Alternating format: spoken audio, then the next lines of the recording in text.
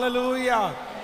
ஒரு காலகட்டம் வந்ததுக்கு பிற்பாடு, ஒரு சூழ்நிலை வந்ததற்கு பிற்பாடு, நம்ம ட்ரை பண்ணி தோற்று போனதுக்கு பிற்பாடு நம்ம ரொம்ப கவனமா இருக்க வேண்டியது என்ன அப்படின்னா, அடுத்து அடுத்து அடுத்து அடுத்து நம்முடைய மாமிச முயற்சினால, நம்முடைய பண பலத்தினால, நம்முடைய ஆள் பலத்தினால முயற்சிக்கு போகவே கூடாது. சில காரியத்தை அவ்வளோ முயற்சி எடுத்தோம், அது நடக்கல அப்படின்னு சொன்னா உடனே ஆண்டவருடைய பிள்ளைங்க ஒண்ணு நினைச்சுக்கணும். என்ன நினைச்சுக்கணும்னா, அது கர்த்தரே செய்ய போறாருன்னு அர்த்தம். ஆண்டவரே செய்ய போறாருன்னு அர்த்தம். எத்தனை பேர் விசுவாசிக்கிறீங்க?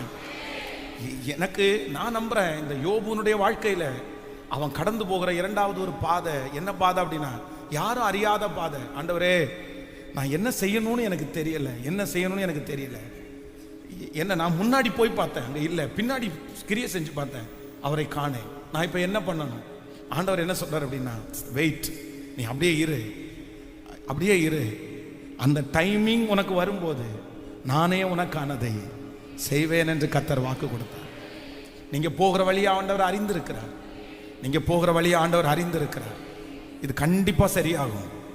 இந்த சூழ்நிலை கண்டிப்பா சரியாகும், நிச்சயமா சரியாகும். ஆண்டவர் என்ன சொல்றார் அப்படின்னா, நீ அமர்ந்துரு, நீ அமர்ந்துரு.